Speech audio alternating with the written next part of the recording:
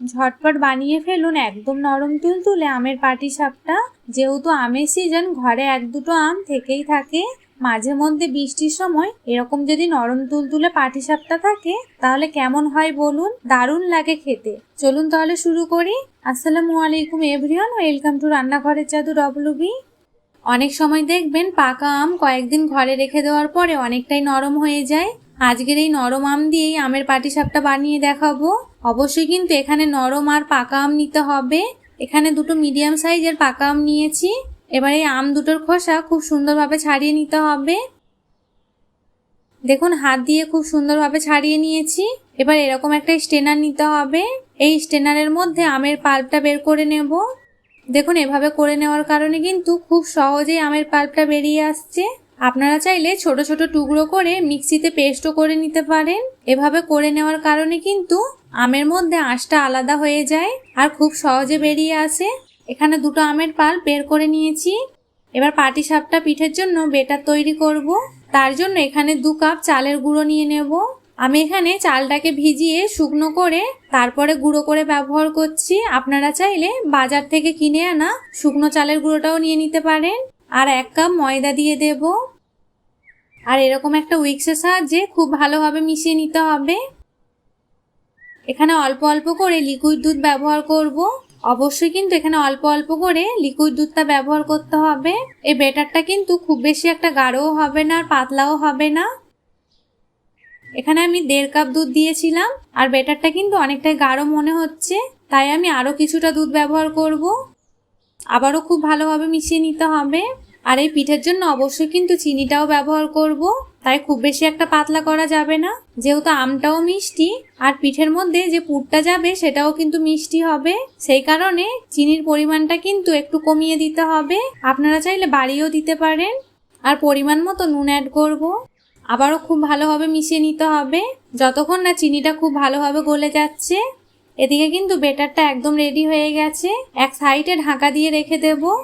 পাটিসাপটার জন্য পুরটা তৈরি করব। তার জন্য এখানে 200 গ্রাম পনির নিয়েছি।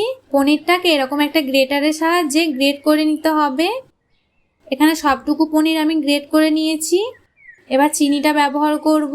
এখানে 60 গ্রামের মতো চিনি রয়েছে। আর ফ্লেভারের জন্য কিছুটা এলাচ গুঁড়ো দিয়ে দিলাম। 10 টাকার প্যাকেটে 1 প্যাকেট গুঁড়ো দুধ দিয়ে দিতে হবে। হাত দিয়ে এবার খুব ভালোভাবে মিশিয়ে নিতে হবে। খুব সুন্দরভাবে মিশিয়ে নিয়েছি দেখুন। এবার এদিকে একটা কড়া বসিয়ে দিলাম। এবার এই কড়াইয়ের মধ্যে সবটুকু নিয়ে নিতে হবে। আর 1/2 কাপ লিকুইড দুধ ব্যবহার করব। এই সময় গ্যাসের ফ্লেমটা কিন্তু লোতে রাখতে হবে। আর এভাবেই নেড়েচেড়ে একটু পাক দিয়ে নিতে হবে। এখানে 5 মিনিটের মতো পাক দিয়ে নেব। আগের থেকে কিন্তু অনেকটাই গাঢ় হয়ে গেছে। আর ঠিক যখন এরকম একটা টেক্সচার আসবে তখন কিন্তু নামিয়ে নিতে হবে। খুব বেশি একটা গাঢ় করা যাবে না।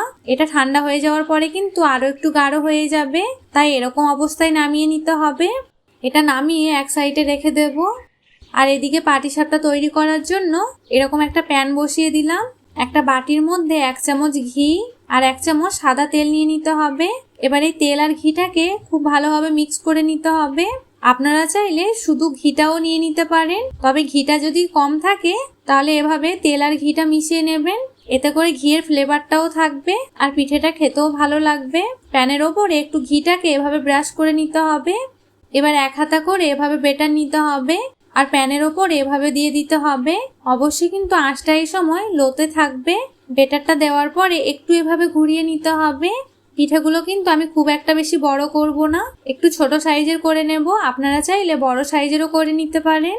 কিছুক্ষণ পরে দেখুন আস্তে আস্তে ওপরটা ড্রাই হয়ে আসছে। আর এরকম একদম ড্রাই হয়ে গেলে 1 চামচ তৈরি করে রাখা পুরটা দিয়ে দেব। এক সাইডে দেওয়া হয়ে গেলে এক পিঠ থেকে এভাবে উল্টে নিতে হবে। আস্তে আস্তে রোল করে নিতে হবে। দেখুন কত সহজে পিঠেগুলো প্যানের গা ছেড়ে দিচ্ছে। আর পিঠেগুলো কিন্তু একদম জালিদার হয়েছে দেখুন। এখানে কিন্তু একটা আমের পাটিসাপটা রেডি হয়ে গেল। কত সুন্দর হয়েছে দেখুন। আমি সেম ভাবে আরো একটা করে দেখাচ্ছি। অল্প করে ব্যাটার দিয়ে একটু এভাবে ঘুরিয়ে নিতে হবে। কিছুক্ষণ পরে দেখুন আস্তে আস্তে ওপরটা ড্রাই হয়ে আসছে। আর ওপরটা ড্রাই হয়ে গেলে 1 চামচ পুর দিয়ে দেব। দিয়ে আবারও এভাবে উল্টে নিতে হবে। এখানে আরো একটা পাটিসাপটা রেডি হয়ে গেল দেখুন কত সহজে। আমি সেমভাবে সবগুলো পাটিসাপটা এভাবেই তৈরি করে নেব।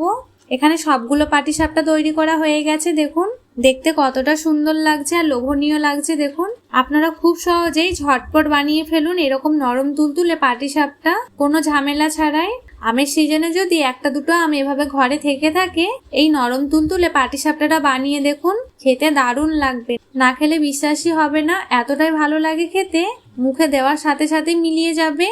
আশা করি সম্পূর্ণ রেসিপিটি আপনাদের অনেক ভালো লাগবে। আর যদি ভালো লেগে থাকে তাহলে অতি অবশ্যই আমাকে প্রতিবারের মতো কমেন্টে জানাতে ভুলবেন না।